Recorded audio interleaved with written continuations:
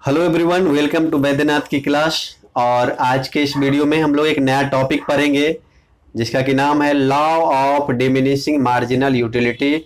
और ये है हमारा वीडियो नंबर 31। तो law of diminishing marginal utility, तो सबसे पहले इसका जो है इसका कीवर्ड निकालते हैं। लॉ मीन्स क्या होता है? रूल, नियम। डिमिनिशिंग मीन्स क्या होता है? जो डिक्रीज करता है। और मार्जिनल मीन्स मैंने क्या बताया था? जो एडिशनल। और यूटिलिटी मीन्स क्या होता है? Want satisfying capacity of a commodity. तो ये जो लॉ है ये बताता है कि जब कभी भी हम किसी भी कमोडिटी को, दुनिया में जो भी कमोडिटी बना है, अगर हम उसका लगातार यूज करेंगे, लगातार कंज्यूम करेंगे, लगातार यूज करेंगे, तो क्या होगा? उसकी जो मार्जिनल यूटिलिटी है वो क्या होगी? उसकी जो यूटिलिटी है वो क्या होगी? डिमिनिश होगी, कम होगी। और ये आप प्रैक्टिकली देख सकते हो कि कोई भी इस वर्ल्ड में कोई भी कमोडिटी उठा लो, कोई भी गुड्स उठा लो, अगर अगर लगातार उसको आप यूज करोगे, कंज्यूम करोगे, तो उसकी जो यूटिलिटी है वो क्या होगी? डिमिनिश होगी। इवन कमोडिटी ही नहीं, रिलेशन में भी इस तरह का आपको देखने को मिलेगा। सपोज करो किसी की शादी होती है, तो शादी होती है तो क्या होता है कि कुछ दिन दोनों में खूब प्यार होता है। उसके बाद जैसे जैसे समय बीतते जाता है, समय के साथ क्या होता है, उनके बीच में जो है थोड़ा, जो पहले प्यार होता है वो टाइम लैग के साथ क्या होता है, थोड़ा थोड़ा प्यार में कमी आने लगता है ना। तो इस तरीके से आप जो है आप प्रैक्टिकल लाइफ में बहुत सारे एग्जाम्पल्स के थ्रू समझ सकते हो। और ये जो है इकोनॉमिक्स का बेसिक प्रिंसिपल है ना।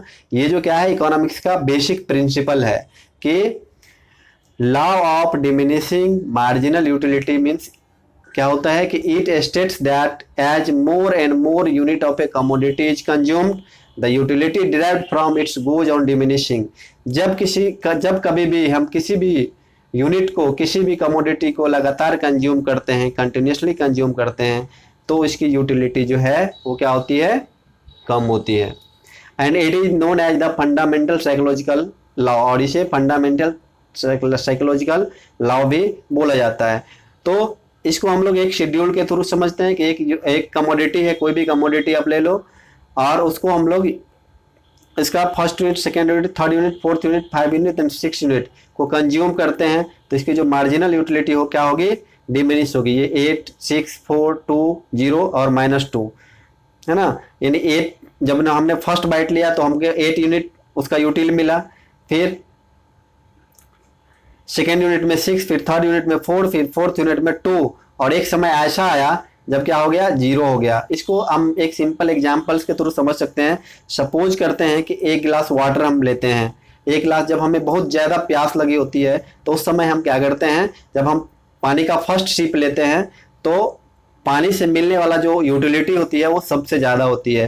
फिर सेकेंड सिप लेते हैं तो पानी की यूटिलिटी हमारे लिए क्या हो जाती है? कम हो जाती है। फिर थर्ड सिप लेते हैं तो पानी की यूटिलिटी और कम हो जाती है। फिर फोर्थ सिप लेते हैं, पानी की यूटिलिटी और कम हो जाती है। जब फिफ्थ यूनिट लेते हैं तो हमारे पास हम क्या होता है कि पानी जो हमारा जो प्यास होता है वो खत्म हो चुका होता है, यानी हमारा वांट जो है खत्म हो चुका होता है, और पानी की जो यूटिलिटी है उस समय आपके लिए क्या हो जाती है?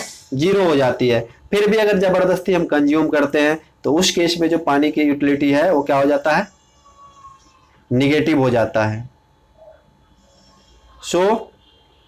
इसको एक शेड्यूल के थ्रू समझने की कोशिश, एक डायग्राम के थ्रू समझने की कोशिश करते हैं कि एक्स एक्सिस पे यूनिट ऑफ कमोडिटी को लिए हैं और वो वाई एक्सिस पे यूटिलिटी को लिए हैं। तो अगर यहाँ पे आप देख सकते हो कि अगर 1 यूनिट पे मार्जिनल यूटिलिटी कितना है? 8 है। सेकेंड यूनिट पे मार्जिनल यूटिलिटी कितना है? 6 है। थर्ड यूनिट पे मार्जिनल यूटिलिटी कितना है? 4 है। फिफ्थ यूनिट पे मार्जिनल यूटिलिटी क्या है? फोर्थ यूनिट पे मार्जिनल यूटिलिटी क्या है? 2 है। और फिफ्थ यूनिट पे मार्जिनल यूटिलिटी क्या है?